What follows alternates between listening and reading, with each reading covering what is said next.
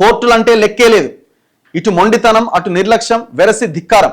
న్యాయ వ్యవస్థతో రేవంత్ ప్రభుత్వం ఘర్షణ వైఖరి. అదే బాటలో అధికారులు, బాధితులుగా మరికొందరు. ఇప్పుడు నేను ఇంతకుముందు చదివిన కళ్యాణ లక్ష్మికి సంబంధించింది కానీ, అంతకుముందు ఫీజు రియంబర్స్మెంట్ కానీ, ఇప్పుడు హైడ్రాకి సంబంధించిన వ్యవహారం కానీ.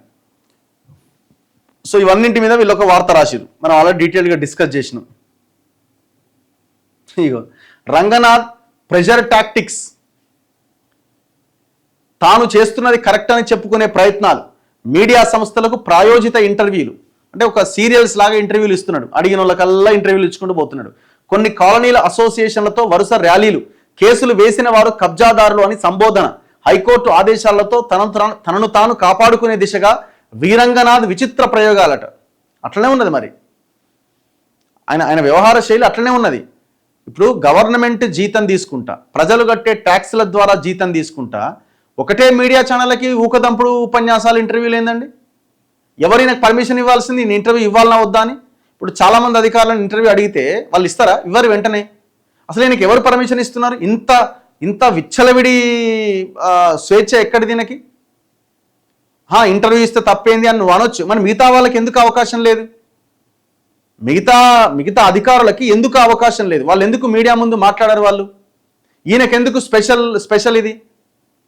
ఈయన హీరో లాగా ప్రమోట్ చేసుకొని సోషల్ మీడియాలో సపరేట్గా ఫేస్బుక్ పేజెస్ ఇవన్నీ క్రియేట్ చేసి ఈ డ్రామా అంతేంది?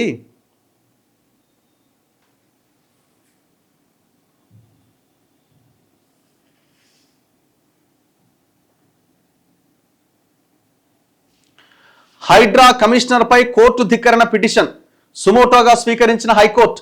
నోటీసులు జారీ. మేడ్చల్ కలెక్టర్ చెప్పకుండానే ఏకపక్షంగా హైడ్రా కూల్చివేతలు. 40 చోట్ల కూల్చివేతలు చేపట్టారన్న కలెక్టర్. స్టే ఉత్తర్వుల గురించి హైడ్రాకు చెప్పండి. హైడ్రా పరిధిలోని జిల్లా కలెక్టర్లకు ఆదేశం. చివరికి కలెక్టర్లను ఇన్వాల్వ్ చేసింది కోర్టు కూడా. అంటే కలెక్టర్లకు చెప్పకుండానే, కలెక్టర్కి సంబంధం లేకుండానే పోయి గులగొడుతున్నారు అన్నట్టుగా.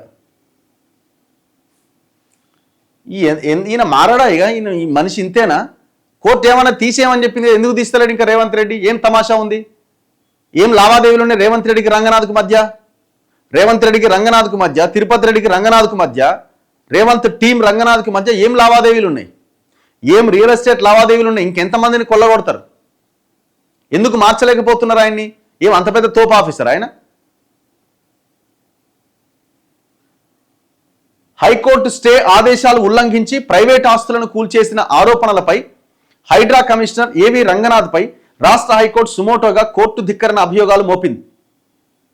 గతంలో ఆస్తులపైన కోర్టులు ఇచ్చిన స్టే ఉత్తర్వుల గురించి తెలుసుకోకుండా, రెవెన్యూ అధికారుల నుంచి కూల్చివేతల కోసం ఎలాంటి సూచన రాకుండానే హైడ్రా ఏకపక్షంగా కూల్చివేతలు చేపడుతున్నది. అంటే రెవెన్యూ అధికారులు ఎలాంటివి ఇది గూలగొట్టండి అని చెప్పకుండానే మీరు గూలగొడుతున్నారు. వాణి కోఆపరేటివ్ హౌసింగ్ సొసైటీలో ఏకపక్షంగా కూల్చివేతలు చేపట్టిన వ్యవహారంపై 2 వారాల్లోగా వివరణ ఇవ్వాలని రంగనాథ్కు కోర్టు ధిక్కరణ నోటీసులు జారీ చేసింది. అలాగే హైడ్రా ఏర్పడక ముందు ఉన్న కోర్టుల స్టే గురించి ఆయా జిల్లాల కలెక్టర్లు హైడ్రాకు సమాచారం ఇవ్వాలని ఆదేశించింది. ఈ మేరకు రెవెన్యూ శాఖ ముఖ్య కార్యదర్శి మార్గదర్శకాలు జారీ చేయాలని సూచించింది. కోర్టు గత ఉత్తర్వులకు విరుద్ధంగా మేడ్చల్ జిల్లా మల్కాజ్గిరి మండలం మల్కాజ్గిరి కేంద్రంలోని సర్వే నెంబర్ 194/1 211లోని వాణి కోఆపరేటివ్ హౌసింగ్ సొసైటీలో కూల్చివేతలు చేపట్టినందుకు మేడ్చల్ జిల్లా కలెక్టర్, మల్కాజ్గిరి, తిరుమలగిరి మండలాల తహసీల్దార్లను రికార్డులతో సహా హాజరు కావాలని హైకోర్టు ఇటీవల ఆదేశించింది. వారు జస్టిస్ ఎన్వి శ్రవణ్ కుమార్ ధర్మాసనం ముందు బుధవారం హాజరయ్యారు. ఈ సందర్భంగా కలెక్టర్ వివరణ ఇస్తూ ఏమన్నాడంటే, వాణి కోఆపరేటివ్ సొసైటీలో కూల్చివేతలు చేపట్టాలి అని తాము హైడ్రాకు ఎలాంటి ఆదేశాలు ఇవ్వలే. అలాగే తాము ఎలాంటి ఉత్తర్వులు ఇవ్వకుండానే మేడ్చల్ జిల్లాలో హైడ్రా దాదాపుగా 40 వరకు కూల్చివేతలు చేపట్టింది. ఎవరంటున్నారు? కలెక్టర్ అంటున్నాడు. ఎవరైతే ముఖ్యమంత్రిగా ఉన్న రేవంత్ రెడ్డి కలెక్టర్ల బదిలీలో భాగంగా మల్కాజ్గిరి కలెక్టర్గా ఒక కలెక్టర్ని నియమించిండో ఆ కలెక్టర్ హైకోర్టుకు చెప్తున్నాడు, రేవంత్ రెడ్డి వేసిన హైడ్రా నాకు చెప్పకుండానే దాదాపుగా నా జిల్లాలో, నేను కలెక్టర్గా ఉన్న జిల్లాలో 40 కూల్చివేతలు చేపట్టింది. హైడ్రా తరపు న్యాయవాది వాదన వినిపిస్తూ general land register general land రిజిస్టర్లోని 243, 255 నిబంధనల పరిధిలో ఉన్న స్థలాలు రక్షించాలి అని రెవెన్యూ శాఖ నుంచి సూచనలు ఉన్నందునే మ్యాపింగ్ చేసి కూల్చివేతలు చేపట్టినాం. వాదన విన్న ధర్మాసనం రెవెన్యూ అధికారుల నుంచి ఎలాంటి సూచనలు ఉత్తర్వులు లేకుండా జిఎల్ఆర్ 243, 255 నిబంధనల పరిధిలోని భూమి పిటిషనర్ల సర్వే నెంబర్లోనే ఉందని ఎలా మ్యాపింగ్ చేశారు అని ప్రశ్నించింది. రికార్డు లేకుండా ఏకపక్షంగా కూల్చివేతలు చేపట్టడం చెల్లదు అని స్పష్టం చేసింది. అనుమతి లేకుండా మేడ్చల్ కలెక్టరేట్ పరిధిలో హైడ్రా ఎక్కడెక్కడ కూల్చివేతలు చేపట్టిందో నివేదిక ఇవ్వాలని కలెక్టర్ను ఆదేశించింది.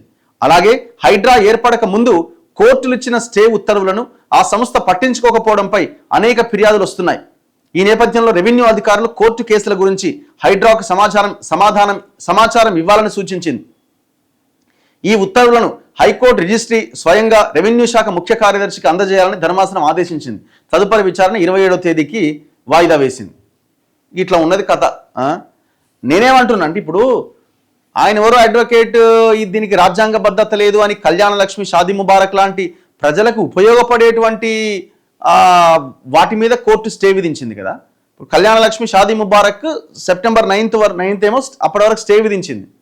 ఎందుకంటే గవర్నమెంట్ కౌంటర్ ఫైల్ చేయలే ఈ కేసు ముందుకు వచ్చినప్పుడు. మరి అట్లాంటి వాటికి మీద స్టే విధించినప్పుడు ఈ ప్రజలని ఆగం చేస్తున్న దీన్ని పెద్దవాళ్ళకి అండగా నిలబడుతూ పేద ప్రజలని ఇల్లు కూలగొడుతున్న ఈ హైడ్రా జీవో ఏదైతే 19 దాన్ని రద్దు చేయొచ్చు కదా. సింపుల్గా రద్దు చేసి పడేయండి. ఎందుకు మరి అసలు ఈ హైడ్రా ఎందుకు? ఇప్పుడు చెరువులు కాపాడుతుందుకు ఇరిగేషన్ అధికారులు చక్కగా పనిచేయాలి, చేస్తలేరు, చేయించాలా, గవర్నమెంట్ బాధ్యత. ఏదైనా గవర్నమెంట్ ల్యాండో లేకపోతే ఇంకేదైనా ల్యాండ్ కాపాడాల్సిన బాధ్యత రెవెన్యూ అధికారులు ఉన్నారు. ఎంఆర్ఓ ఏం చేస్తుండు, ఆర్డీఓ ఏం చేస్తుండు, కలెక్టర్ ఏం చేస్తుండు, మరి వీళ్ళందరూ ఉన్నారు కదా. మళ్ళీ సపరేట్ హైడ్రా ఎందుకు వాళ్ళ మీద? మళ్ళీ పెట్టినప్పుడు ఏం చేయాలి? ట్రాన్స్పరెంట్గా పనిచేయాలి. ఎవడెవరైతే కబ్జా చేసినో నిర్దాక్షిణ్యంగా ఊరగొట్టాలి. పెద్దోళ్ళ మీద ఫస్ట్ ఫోకస్ చేయాలి. అది చేస్తలేడు. ఏ రియల్ ఎస్టేట్ కంపెనీ నిర్మాణాలు కూలినాయి చెప్పండి?